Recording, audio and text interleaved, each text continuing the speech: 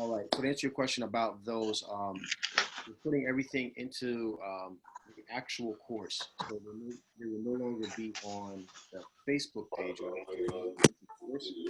Yeah. And that's simply because I can't hear you. all right. So, and that's simply because once people are out of the course, then they won't have access to those videos. So we have to have some checks and balances in here because some people are, unfortunately, not anybody that's on here, because if you're on here, you are obviously a paying member, but we have some people that are trying to circumvent the system.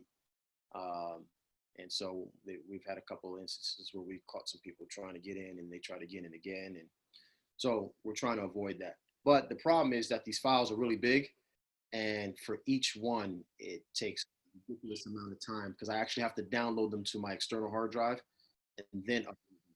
Because if I leave them on there as just a link, then the link will eventually expire. So that's the issue. Hopefully, did answer your question there? I think that was like Kendra or something. Yes, it did. I knew I missed some pertinent stuff, and I just wanted to make sure I heard that. But I do promise you this: we're getting there. We're almost ready to upload everything. It's probably gonna take it's probably gonna take like a full 24 hours to actually upload all of them because we have a lot of videos. I'm not even sure if I'm gonna upload all of them. Some of them are really old. Some of them are repeating, but they're going to be done. The plan is to have them done, all of them done by the end of this month, which is July. So everything should be up there by then. All right, well, we're going to get started. First of all, thank you so much, everybody that's coming in. Really appreciate it. Today we're talking about some of the things, the not so sexy things of real estate, the contracts, right? Contracts specifically, not really going over the contract, but understanding a little bit about contract law. Let me first make a disclaimer. I am not a lawyer. So make sure that you always consult a lawyer with this, but these are basic terminology, but things that a lot of people don't understand. And you're going to be, signing contracts and going into legally binding agreements with people. And there's some things that I know I wish I would have known before I started signing contracts and before I started opening my mouth with sellers and buyers. And there's some myths that are out there about contracts that we need to dispel so we keep everybody out of hot water. Like I said, it's not the sexy stuff. It's not how to find a whole bunch of money, but it can very well help you keep some of the money that you've earned, all right? Which I think is just as important, right? And not having to deal with a whole bunch of possible going to jail, all right? So that's what we're gonna go over today. And then of course, at the end, we're gonna open it up for Q&A and then we'll close it out. So just kind of give you an overview of what we're gonna be talking about. And without further ado, let's go ahead and get this thing started. Let me share my screen here. So like I said, we're gonna be talking about contracts. And one of the things that we need to understand about these contracts is that, get this open. Okay, cool. One of the things that we have to understand is that there are a lot of misconceptions about these things, right? About the contracts that we're signing. And some of you are going to use some of the contracts that we have in the course. Some of them are like the subject to contracts. They're a little more lengthy. We really need to understand what some of these things mean so we can make sure that we're good to go. So first, there's going to be a lot of reading. Like I said, it's not going to be fun, but we're going to go through it anyway. We'll get through it together, all right?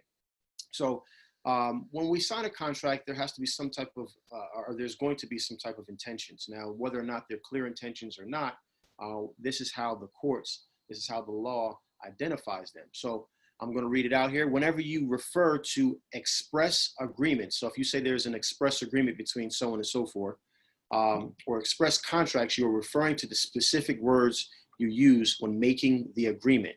Express agreements are those in which each party clearly states their intentions.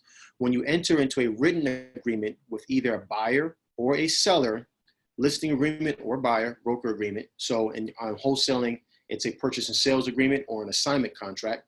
You are creating an express agreement or an express contract because you clearly state the terms under which you are working and include signatures to show that you and your client both agree to abide by those terms. Both parties should understand that they have a valid enforceable contract. You include signatures to show that you and your broker and the client both agree to abide by those terms. This ensures that both parties understand that they have a valid enforceable contract. So when most people think of contracts, this is what they think of. They don't know that the law regards it as express agreements or express contract. But when most people are thinking about contracts, when you sign the purchase and sales agreement, because you guys are reading over everything and then signing things, this is what most contracts are falling under, okay? But who here thinks that an express contract is only in written form? Until I started doing this, I thought this, and this is where, as wholesalers or just real estate professionals, we can get ourselves into trouble, because express contracts are not only through written format, but they also can be verbal express agreements, all right, or verbal express contracts. Some states do not require an express agreement to be in writing to be binding unless the agreement is for the purchase of real property. In such states, an express agreement may be verbal if the words you use clearly define the agreement. For instance, if you have a verbal agreement with your client for representation, you still have entered into an express agreement if both parties have expressed their desire to work together and each has expressed the responsibilities they are willing to undertake. You will find the right property and your client will pay you. So if some of you do use some of the strategies that we talk about with finding, let's say, finding someone an Airbnb property, right? So we've talked about this a couple of times a while ago on how I have a whole way of creating income for not wholesaling property, but just finding Airbnbs for other people, okay? Get paid anywhere between $2,000 to $4,000 just for finding an Airbnb, okay? So I'm representing this other person in that particular case. Now, I'm not representing them as much as a real estate would represent them. There are some buyer beware disclosures that we have involved, but this is a lot of times what we're talking about when we're talking, or when I'm doing this, we have verbal express agreements that I'm going to perform this and you're going to pay me, all right? So there's a verbal express agreement. In some states, this holds just as much weight as an expressed agreement, which is written, all right? Okay, so here's the other one. Implied agreements. An implied agreement or contract is one that in which neither you nor the principals in the transaction have formally agreed to these responsibilities, written or verbal, but your actions or behaviors demonstrate that an agreement is in place. So here's a good explanation right here. I can't even make it any better than this. It says right here, for a simple explanation, let's look at a non-real estate example. You go to a restaurant and sit down at a table. The server comes over, you takes your order, brings you your meal. By your actions of ordering and consuming a meal, you have made an implied agreement with the restaurant that you will pay for the meal, even though no formal words were exchanged to that fact. So how does this pertain to real estate? Well, if I'm trying to see, if one of your clients, if you have a contract and your contract and your buyer wants an inspection to be done during the course of that inspection, let's say it's for termites, okay? If your buyer wants a termite inspection, not actually taking action on it. The purpose of it was for an inspection for termites. And now all of a sudden, during the course of that inspection, you hint towards, but didn't sign or didn't verbally come up with an exact agreement that you need to have this thing taken care of.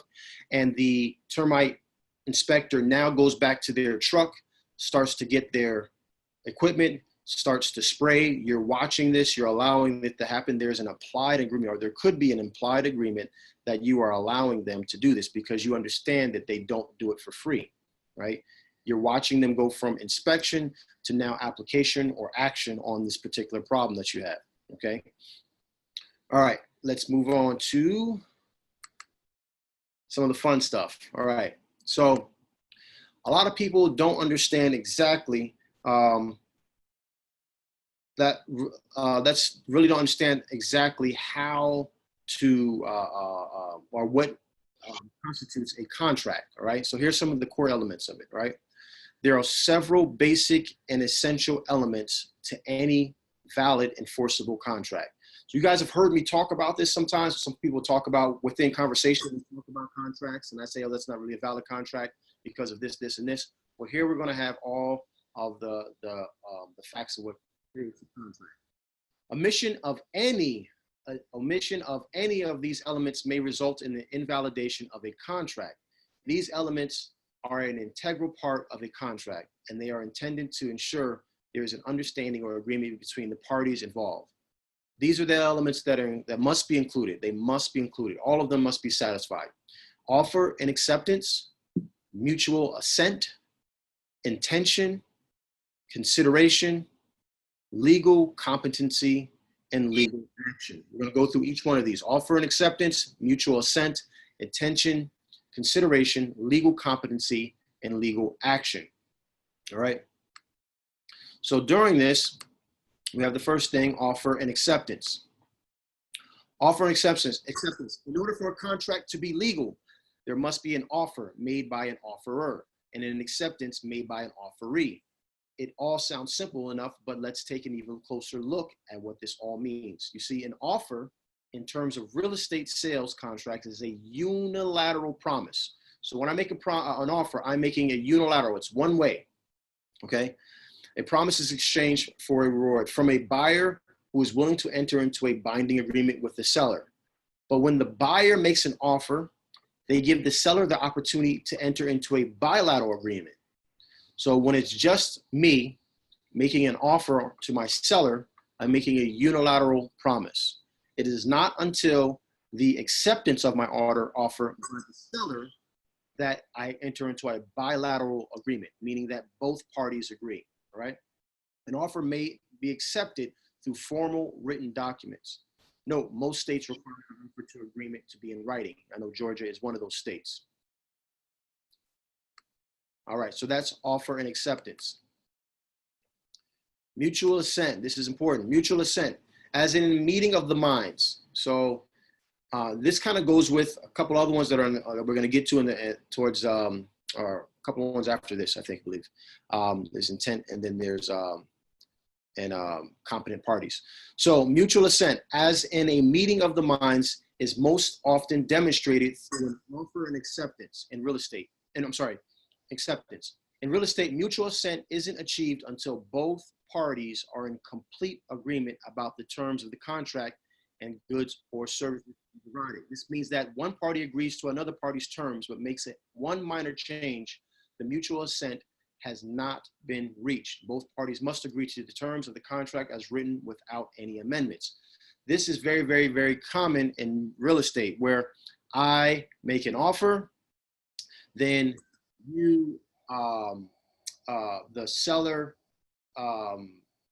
accepts, and then within my 10-day inspection period, I change or I add something into it, say that I want this. I want the seller to remove all of the clutter from the house, okay? So at first we had mutual assent, but as soon as I change anything else in that contract, we no longer have mutual assent. So once you change something, you don't have mutual assent until all parties agree upon everything. And an easy way, in that particular example that I just gave you, an easy way for mutual assent to be reestablished is if someone initialed next to the change and then signed. And now that is binding, okay? If you use some other software, then you actually, the last person to open and look at the agreement and then signs it, they will also sign at the bottom, making it a binding agreement, ensuring that we have mutual assent, right? The next one we're gonna move into is intent, okay? Intent. A contract doesn't exist simply because two parties reach an agreement on something. They have to mean it, as in mean to enter into a legally binding agreement. if a dispute comes up, courts look at the objective intent of the parties to determine whether they actually meant to officially enter into a binding agreement. Someone's off of mute. Can you please check and make sure you're on mute? Thank you. So what does this mean? So some people, sometimes they go into a contract not completely understanding that they are going into a legally binding contract, all right? So the courts will then to take a look at it between the lawyers and the judge, and they will figure out whether or not this person had objective intent to enter into this agreement. This is largely a matter of some of the facts that are presented, but also largely a matter of how the court sees it, all right? Okay. All right, so what did I skip something? All right, here we go. Legal competence. This is what I was talking about before here. All right, so legal competence. This might seem obvious, but it's important for you to know exactly who can and cannot enter in legally binding contract so that you can best protect your client, yourself, and your business.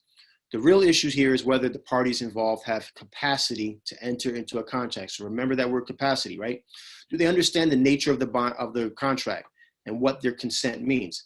This is important for everybody that's especially going into probate deals, right? I had this happen to me in a probate deal, and it really exacerbated the whole issue and made it a long, arduous process, right? So here we go. Here's some examples. Age.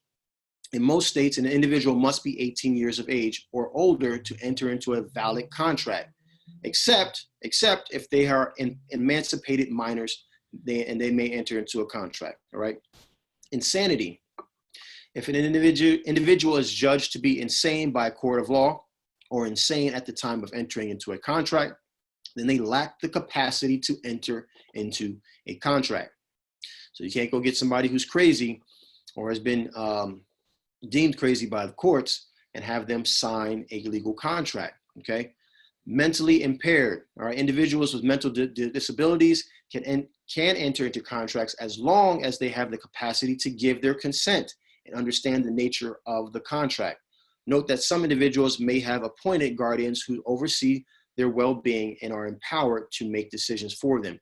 This right here is what I ran into in a property that I had in Newton, where there was I think 3 people involved in the party. It was a probate deal, but one of them was an older gentleman, and he was going through bouts of dementia, right? And so he was not legally really capable of signing over his rights to the property. So we had to get there. Please, somebody, if you're on off mute, please put yourself back on mute.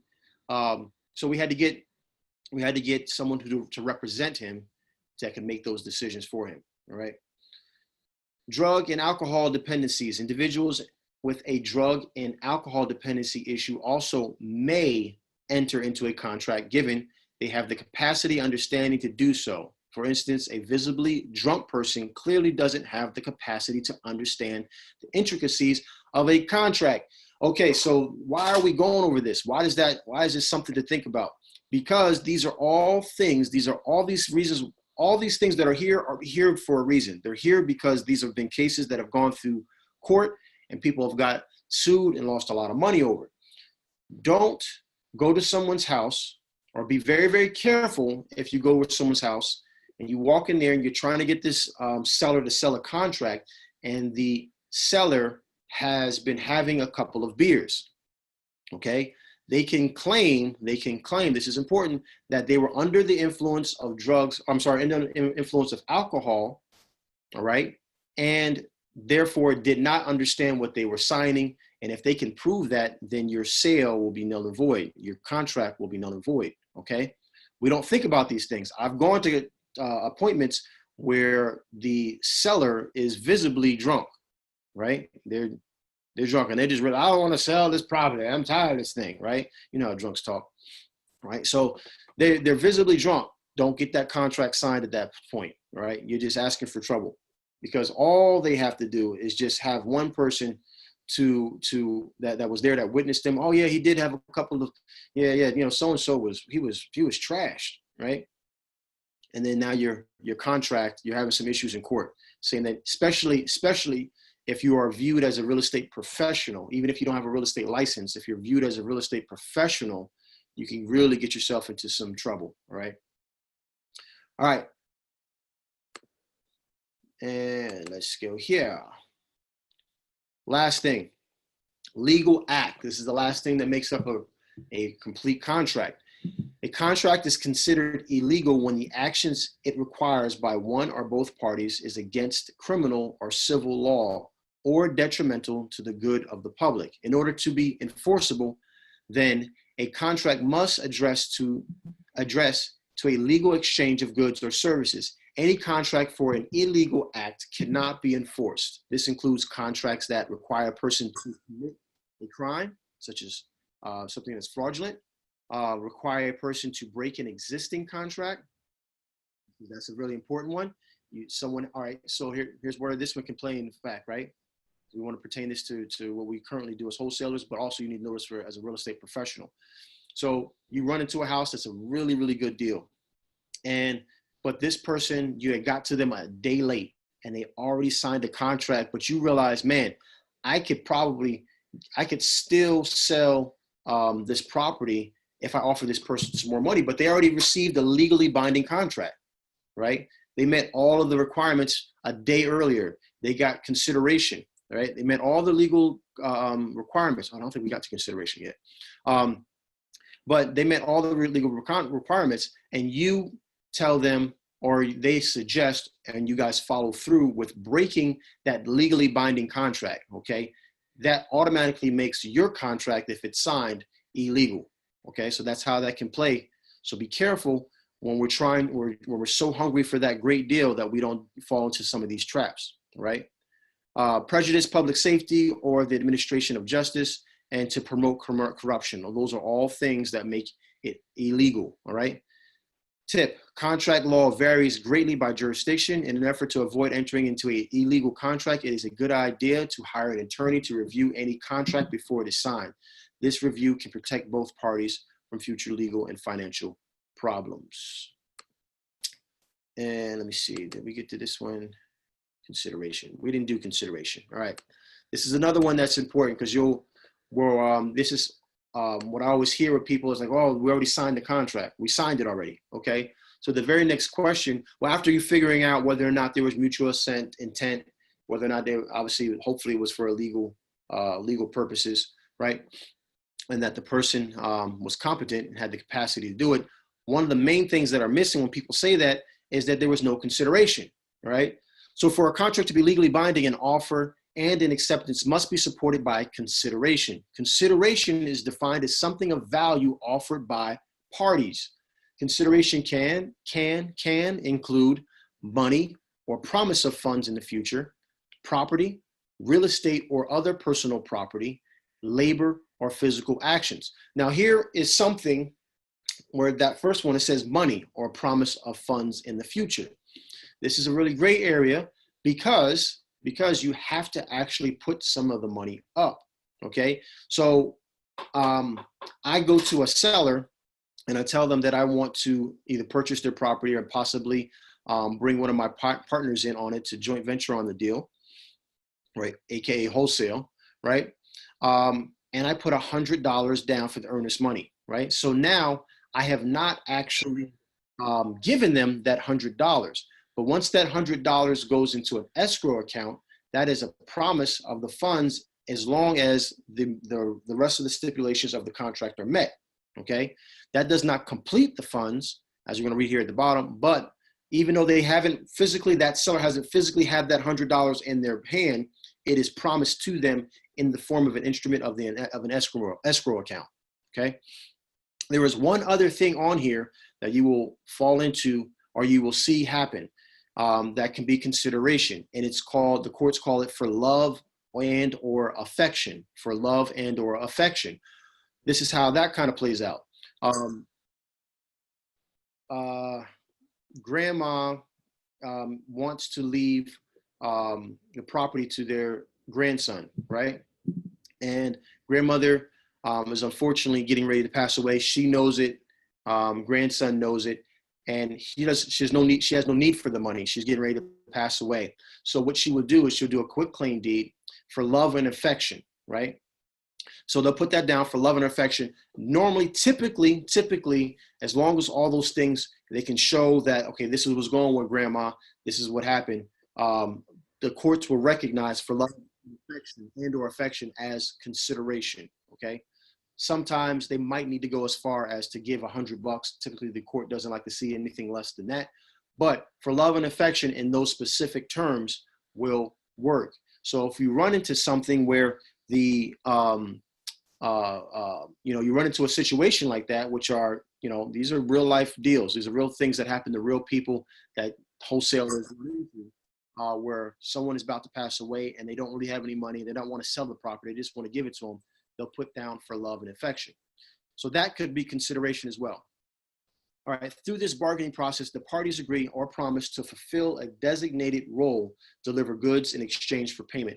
Those actions agreed upon by the individual parties constitute the essence of consideration. It says, note, the payment of earnest money is not full consideration. It is just consideration. The payment of earnest money is not full consideration. Earnest money only demonstrates the buyer's willingness to enter into a purchase agreement and buy the home. In fact, earnest money is not even required to have a valid contract. The full consideration of a purchase agreement is the full price for the home in exchange for the ownership title on the property. So you need to pay for the whole thing. All right, we got a couple more here, 4 more to be exact. Oh, I'm sorry, we don't. Competence, we already went through that. I don't know how these got out of order here. And legal act. All right. There is a distinction between void and voidable contracts, okay? When an offer is accepted and it is supported by consideration, there may still be no valid or enforceable contract. A breach is a reason for which a contract could be considered void or voidable. Void contracts, these are never binding and based on the theory that the contract was never properly formed, okay? But voidable contracts, these are binding unless or until a party successfully asserts a relevant defense.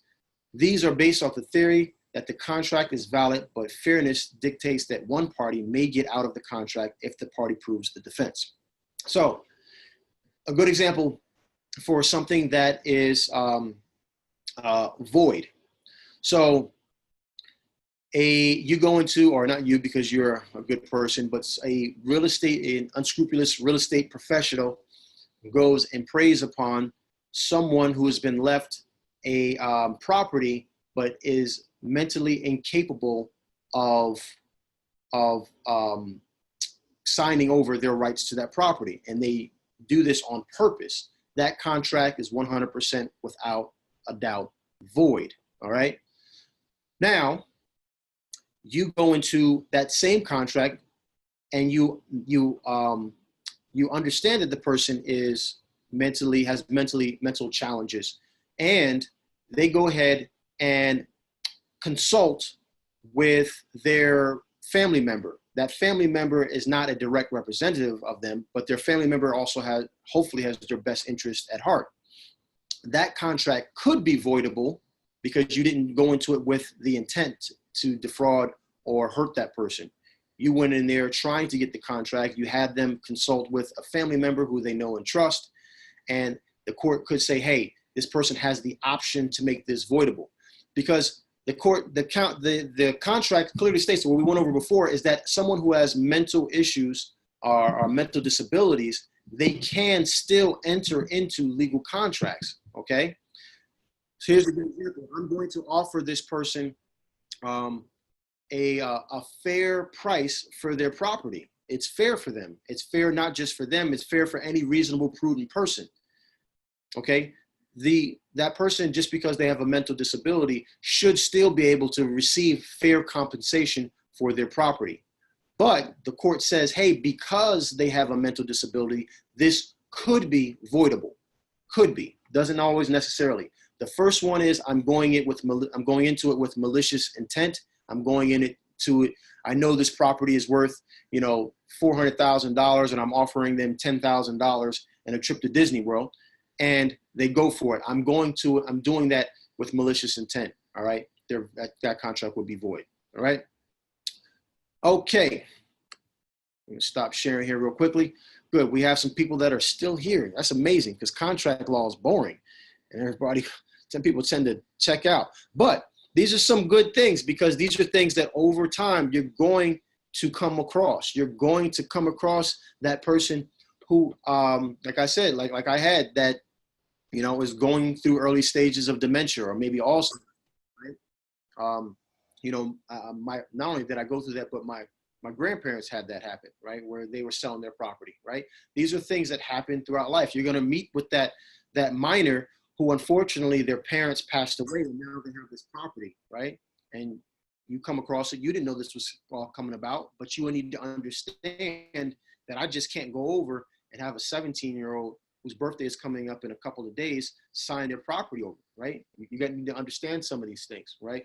So it's a lot of stuff that's involved with this stuff. It's a lot of things that are involved with becoming not just a wholesaler, but a real estate professional that you need to know to keep yourself out of the courtroom. It's inevitable. Once you make a certain million, I think Oprah was giving some advice to Tyler Perry, and she said that once you make your first million, start to stack your next million up for lawsuits, right? She said basically once you make your first million, start preparing your next million for a lawsuit, right? Because I'm praying that everybody here on this call eventually becomes a millionaire. So this is stuff that you guys need to understand. This is just a small piece of some of this contract law that we need to understand in order to not get ourselves in hot water and to not get ourselves in any trouble. All right. I know we're getting ready to go crazy with some questions because people here this past week, I've been getting bombarded with questions. So first of all, let's see if anybody has any questions as far as the things that we went over. If you do, you can just raise your hand or put something in the chat. Let me see if there's anything in the chat.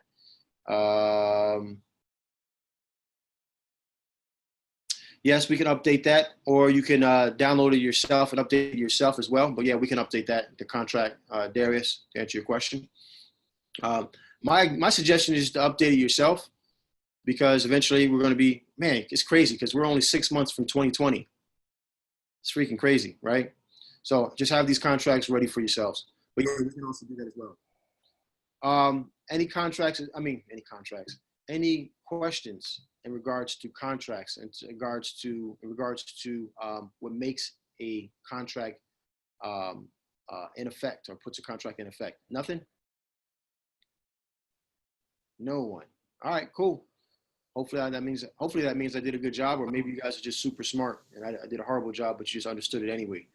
Perfect. All right. Any other questions as far as pertains to real estate deals? Guys, please, I'm trying to be nice, right?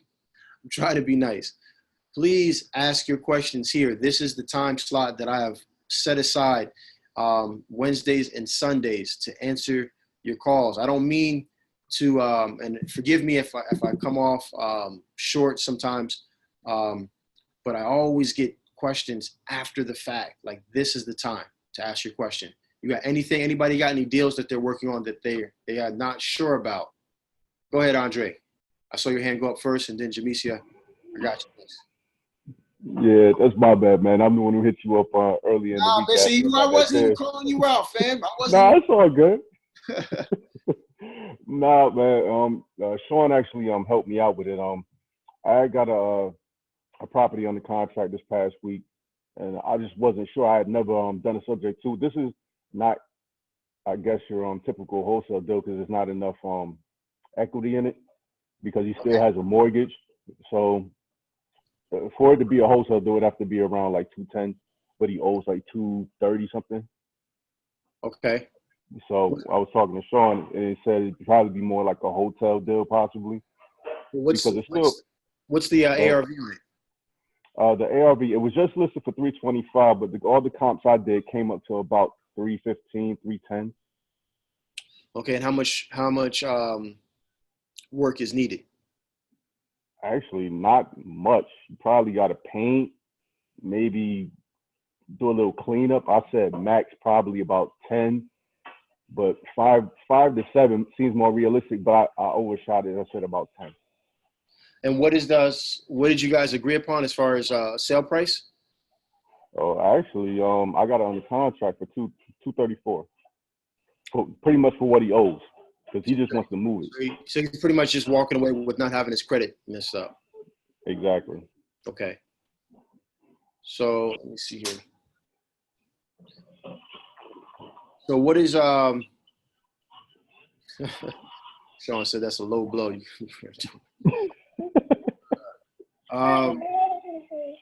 So let's see. So let me go here because I like to show these things to everybody here. Because we got, like I said, we got people that are brand new and we got some people that are this is the wrong thing. Make this. Ah man, I'm tripping right now. Whiteboard. Oh, here we go. Everybody's looking at the whiteboard, right? You guys can see the whiteboard. Yeah. All right, cool. All right, so right now under your contract, you got it for 234 for your purchase and sales agreement, right? Mm-hmm. Okay, and you're saying that it's going to cost about, you said, let's say 10K in repairs. Yeah. So repairs is going to be about 10K. So if someone got into it, they'll be at 244, and the ARV is what?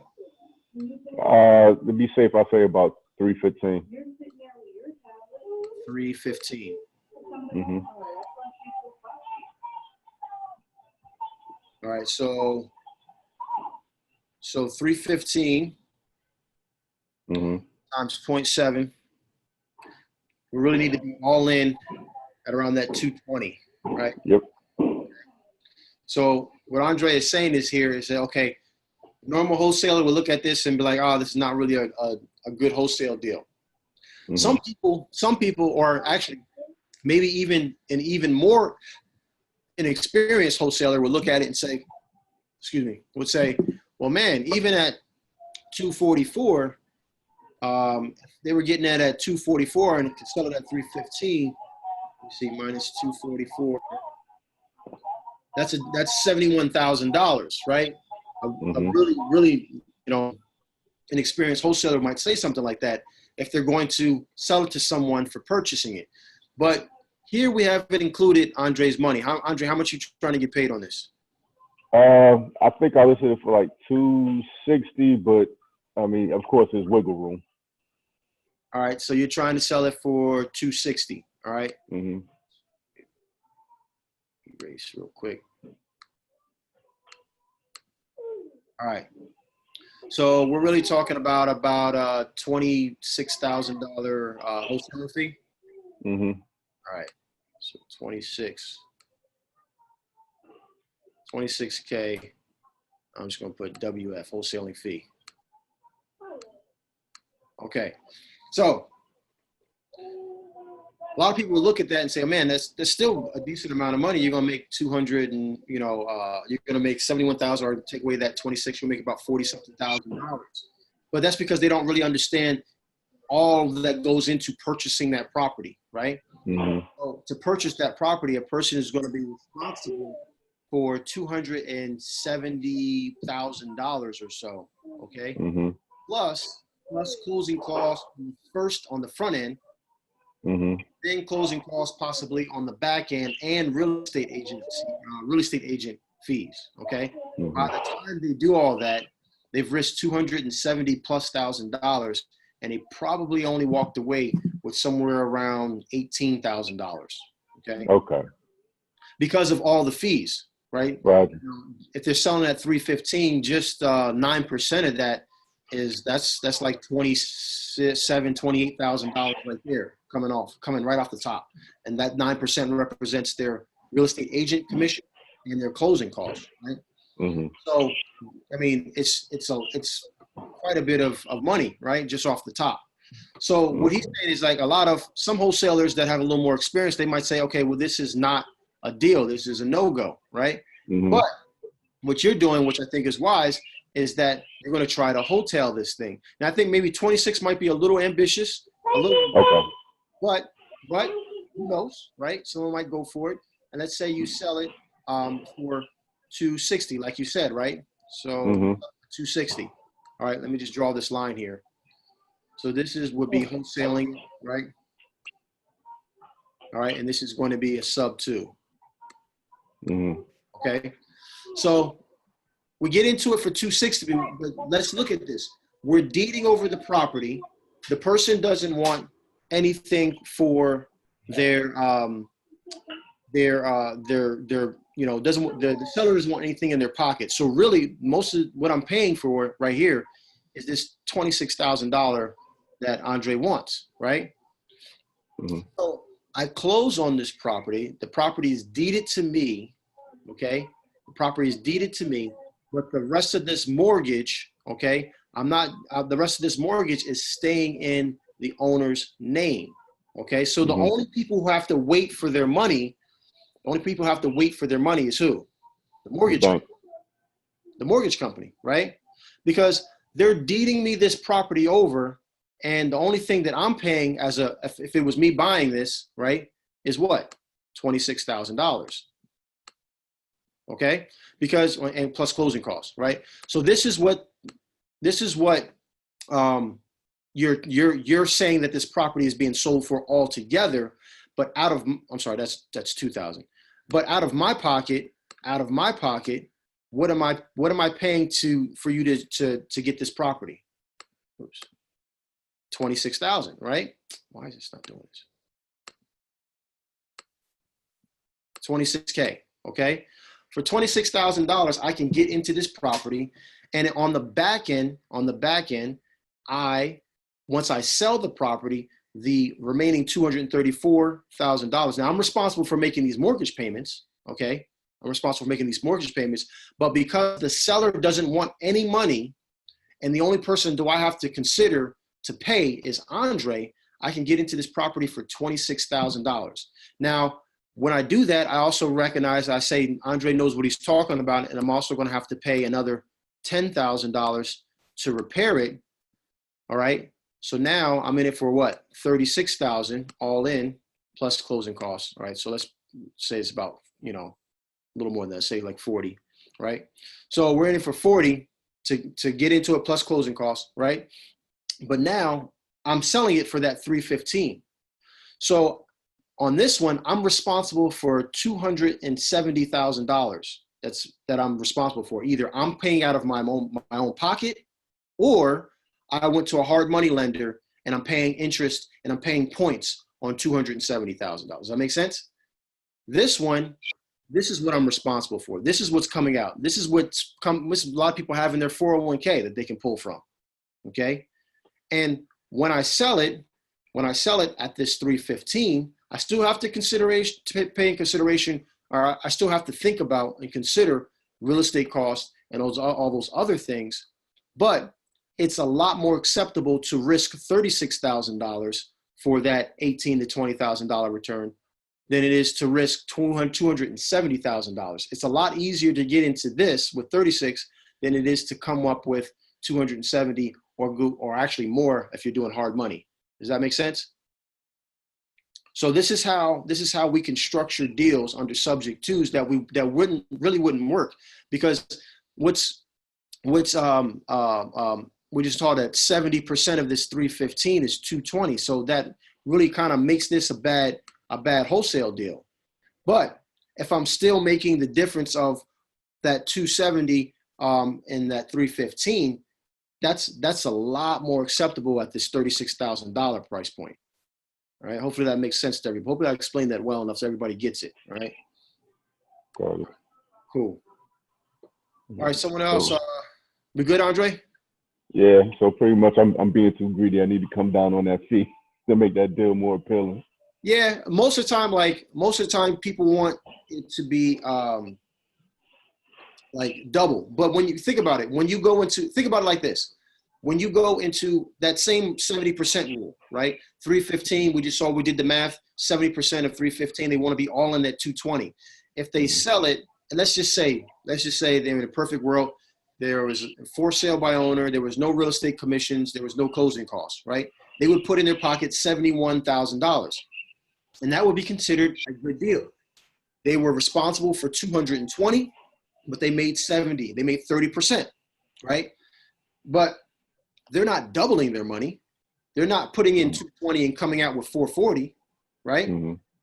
But here they're going in with 36, and typically people want to double their money. So if they're going to go all in for 36, they want to get their 36 back and make another 36, or somewhere pretty close to it. Okay. So if you can figure out a way to make it like that and do something like that, then you have a lot better chance of getting. I think you still could get it done for that 36. I mean, for that 26. You just have to find the right person, to find the right buyer, right? Find someone who has those cash flow problems that we want to have, where they need to spend money, right? Okay.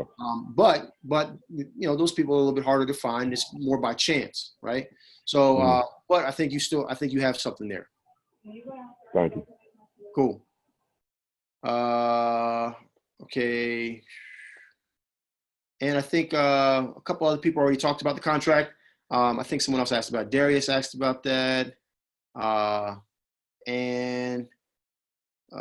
Cool. Yes, like I said, and you can take that out and you can upload it yourself and do it, or I will get to it. I'll get to it tonight. I'll update it. When I closed last week, the closing attorney tried to sneak a $550 on the HUD for me to pay when noticing of such was the purchase. Yeah, that's why it's important to read these things. That's why I put that HUD in there in the course, right? I know it's not, like I said, it's not the most fun thing to read, but I just know the first time I saw a HUD was at the closing table. That was the very first time. And I was like, what the heck is this? I'd never read one before. And since all of you at some point will be at the closing table, it's best that you get to familiarize yourself with it before you get there, all right? Okay, Carla, I got you. Let me get Jamesia first because she had her hand up before you, and I'll come right to you, Carla. All right. You are unmuted, Jamesia. Hello. Stacking list. I've been over the modules twice, and I didn't hear anything about what services we use to stack lists. Oh man, I can't remember the name of, because I don't really do it anymore. I've really simplified my business. I will get that information for you. This actual service though. Okay. The software. Okay. Someone in the course someone on this call might even use it. I don't do that. I've kind of narrowed my what I do. I do Facebook marketing, social media marketing, RVMs. That's pretty much how I get all my deals. So, but stacking is something that a lot of people do, and it's something that's I think is a very, very good tool. But me personally, that's just kind of what I've kind of done a lot of different things, and then I've figured out what works best for me and my lifestyle. And being able to set an RVM out while I'm on a plane somewhere and answer them as they come in works good for me. So that's kind of. And then I have one more. Any VA service that you recommend? Ooh, Jamisa, you bringing it. So I'm really excited about this coming week. I'm going to be starting with a VA service. I haven't recommended them yet because I haven't started to use them yet. But I think I hinted towards it last week. We're going to, after I vet them and make sure that they weren't a complete waste of my money, and make sure that they work and they do what they say they're going to do, then I will introduce them to you. You guys, I don't want to tell you guys, hey, you should use this, and then y'all mad at me because they suck and y'all wasted, $1,000 on VAs that didn't pan out. Okay. But there's a gentleman coming. Like I said, I'm starting with them on Wednesday, and we'll see how it goes. But yeah, if they also work, I'm trying to work something out that they give everybody in here a discount on what they charge. And then also, I think we talked about it last week that I highly recommend, because just to be honest, in the beginning, like I didn't have enough to keep VAs really busy, right? Everybody here is in different financial statuses and have different things going on. So maybe you do have enough money to purchase enough lists and have them skip trace where you can keep VAs really busy. But if you don't, this is where the power of the group kind of plays, and you guys can bind together and come together and say, hey, instead of you paying the full brunt of yours and then me paying the full brunt of mine, why don't we split the cost to make it a little more cost effective? So those are things that we want to talk about besides getting the getting a discount as well. Yeah. One more? I got on at like 7:02 when you were saying something about you are working on going back and listening to the calls. It's just it's in progress. Okay. Yeah. So it's not really listening to them. It's downloading them. So they're on a cloud server, and then I have to download these files, and they're very big files. So literally, like one download was taking like 45 minutes, sometimes up to an hour, right? So we have, I don't know, I've been doing 2 calls a week since September 20th, right? So it's a lot of videos. That's that Wi-Fi at your house. I'm joking. I'm joking. Thank you for everything.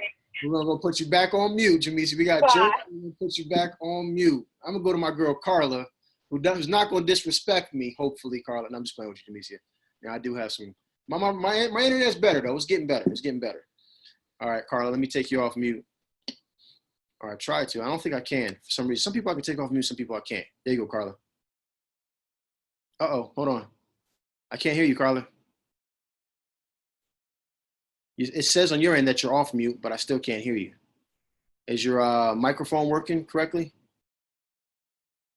See Jamisi over there talking about, see, that's that internet. That's that bootleg internet you got. I heard something. I don't know. Is it just me? Can anybody else hear Carla? Do you understand the words that are coming out of my mouth? Nothing, huh? Try again. I mean, you're unmuted. I'm hearing you're definitely unmuted. Yeah, everybody else. It's not just me and my bootleg internet. Maybe you can type your question in, and I'll get back to it. All right. All right. Ramona says, since you would own it sub 2, why not do 10K of work and list it with the realtor? No, that is it. That is what we're gonna do. So that's how we're gonna list it on the MLS. Yeah.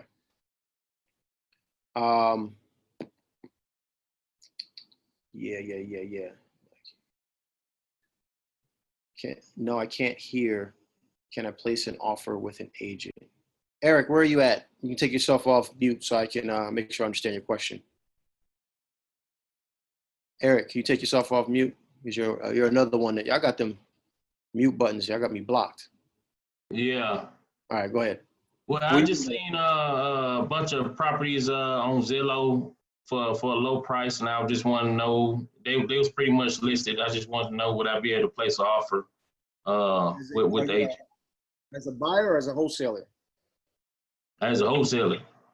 So there's nothing saying that you can't, right? There's nothing saying that you can't. But when dealing with real estate agents, there are some other things because they're not going to want to use your real estate form. They're going to want to use whatever. What state are you in? Georgia. Okay, so they're going to want to use the GAR form. They're going to want to see whether or not you are the real buyer. And there's a higher propensity that they're not going to allow you to assign it because there's a portion on the GAR form that they can just check a box and make the contract unassignable. Okay. Plus, I'm not a real big fan of purchasing properties off of Zillow. Not that, because we've put properties on Zillow before, right? But we were the wholesalers that put it on Zillow, all right? But when it's on Zillow from a real estate agent, it's retail because you're trying to get it for as low as possible. The real estate agent is trying to sell it for as high as possible. There's a conflict of interest there, right? So if it's on Zillow by a real estate agent, it's probably not a good deal. There's probably a reason. Yeah. Okay. Like what I'm saying is, some of these properties they putting up there, I mean, they've been ran down for over 10 years. Like the one I was out I was trying to get in contact with her, but she had passed. But they got it listed for about 175,000. I know it ain't worth no 175,000.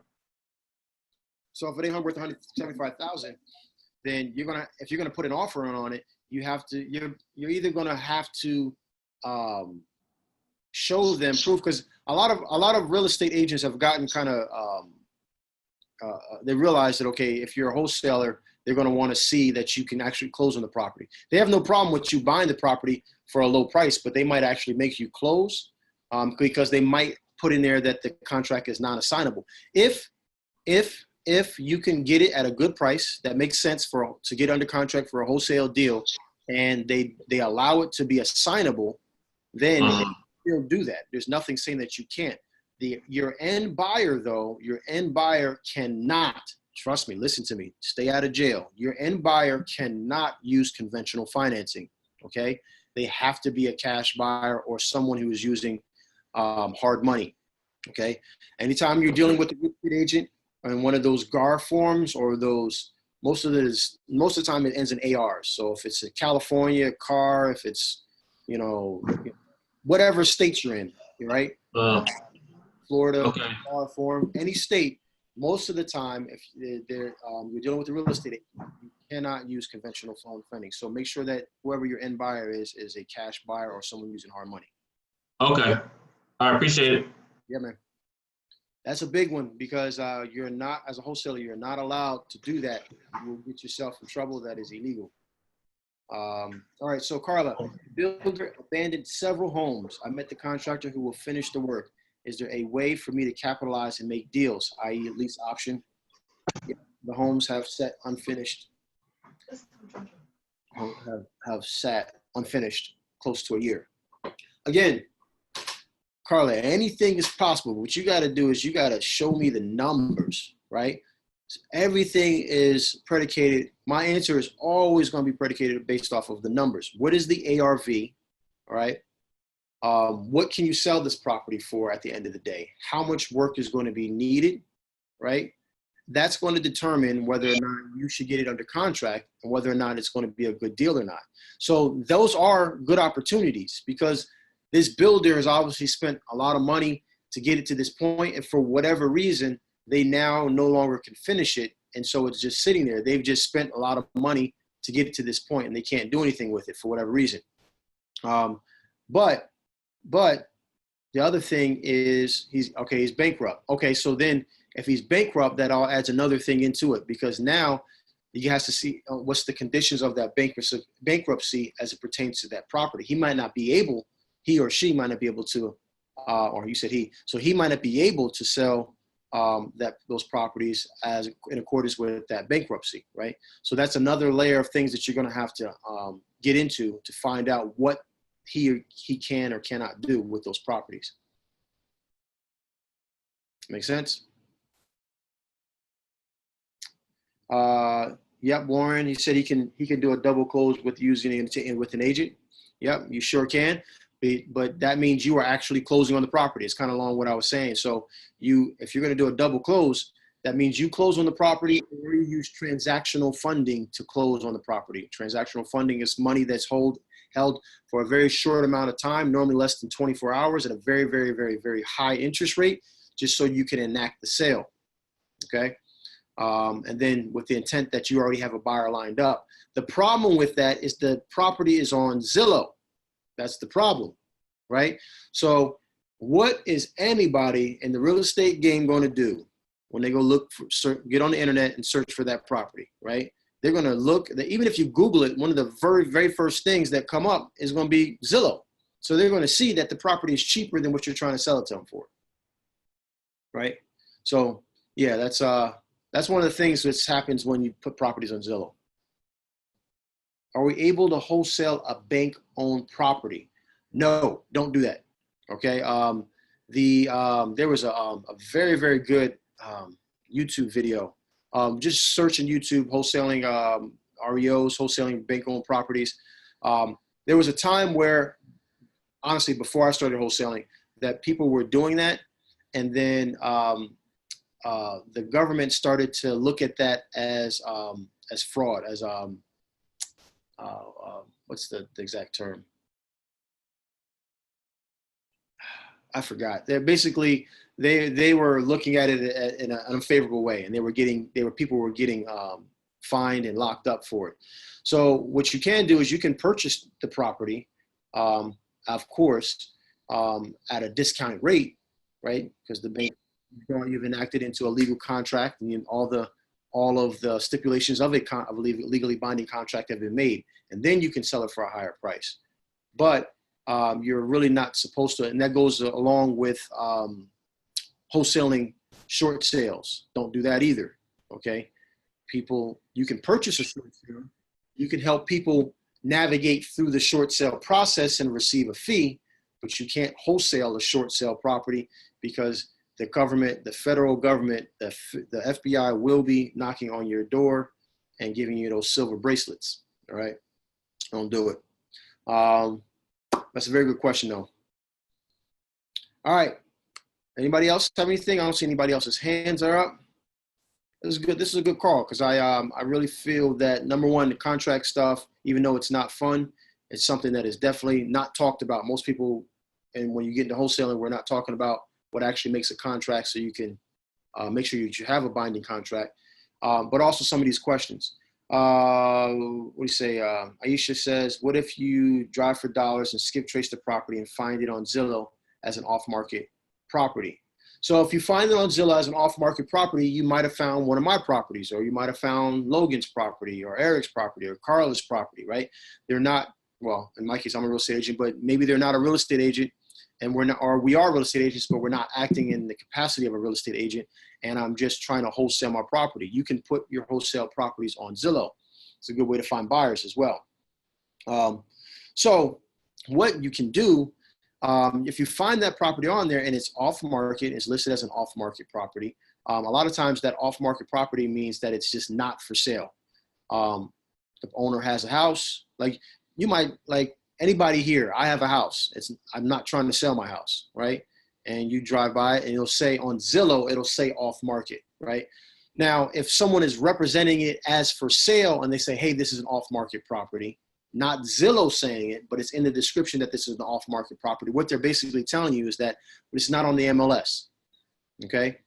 So that seller is trying to sell you this property and it's not on the MLS. So that might be a wholesaler, that might be the owner. Someone that you might want to reach out to, just find more information on. Okay, but if, a lot of times Zillow will say, if you, let me see if I can just show you. A lot of times Zillow will just say it's off market, which is different than if in the description someone says that it's off market, right? This out the way. As you guys can see, I'm doing continuing education. This is the downfall of being an actual freaking agent. Pain in the butt. Let me see if I can just, let me see.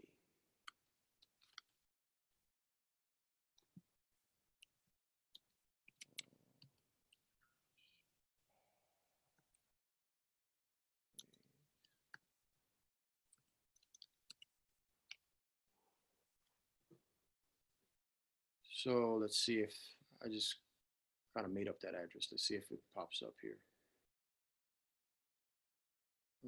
Didn't even pop up.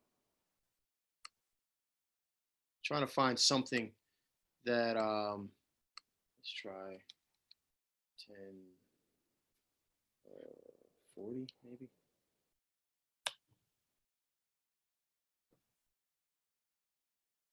All right. So sometimes you'll see here, this one sold in 2016. Sometimes you'll see right here in this section, it'll say off market. This property is not currently for sale for rent. Description below is offering, yeah, it's not showing on this one. I'd have to find one. I have to just kind of just keep going through them. But sometimes Zillow will say that right here in this section right here, it'll say off market property, right? That doesn't mean that it's actually for sale. It just means that it's off the market. But here, if in the description, if someone describes this as an off market property, that means someone, let's say me, let's say I had this property under contract.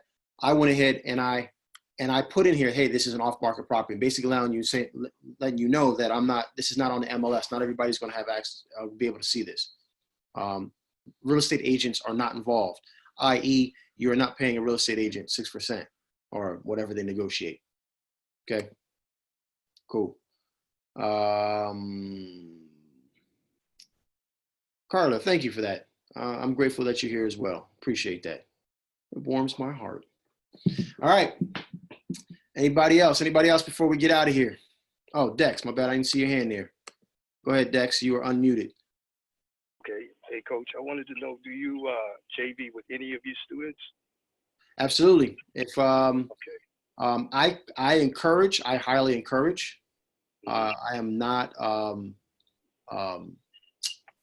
Obviously, I'm in business. I want to earn income, but I would rather for you to be able to earn 100% of your money, right? So if you want to JV, that's fine. But maybe give yourself a chance. Maybe give yourself a chance to earn a full hundo, right? A full 100%. So if you have questions, right, this is your time to ask questions. If you don't know how to find buyers, if that's the reason why you want to JV, this is your time to ask questions. If those things all, or maybe you're in a predicament where you need to find a buyer like really quick and that's why you want to JV, okay, that would be a good reason to JV. But give yourself a chance to get a full 100%. I don't take this the wrong way. God has blessed me. I don't need the money, right? I'd rather for you to be able to get 100% of your money than for me to take 50% of it, right? But if you're in a pinch and you can't do it, cool. Let me know. Okay. I might have to hit you up because I'm actually having surgery next month. Okay. Yeah. Just trying to network with some folks, some other wholesalers here in Atlanta, but I don't know much. Just one or two. But yeah, that's the only reason why I brought it up. Yeah. All right, cool. Well, just reach out to me. Reach out to me. And you know, we'll take it from there. We'll get the information for the property and then we'll get this thing going. Okay, cool. Thanks. All right. All right. Okay. Logan, what's up? We got two Logans on here. It looks like. Hey, what's up, man? What is up? That actually sparked a question for me. Good. I need what's the best way to find East Coast and West Coast buyers? Because I need like a huge cash buyer. I've got I need like 2.1 million cash on this deal that I'm trying to do. Okay. So you're going to be looking at probably institutions like hedge funds, which or high net worth individuals where you might want to go through that module where we talk about property managers getting in contact with property managers. Your RIAs, if you go to, do you go to any RIAs? Yeah, I go to all of them here. Okay, so start asking around for some of your higher end buyers, right? To see if some of your higher end buyers are available. As far as the whole East Coast, whole West Coast, I don't know where to find someone who's willing to buy in all of these. Normally, I look for who's buying in that particular area, or who has interest to buy in that particular area. I wouldn't know how to pull a list of, besides obviously pulling a list for every state on the East Coast or West Coast.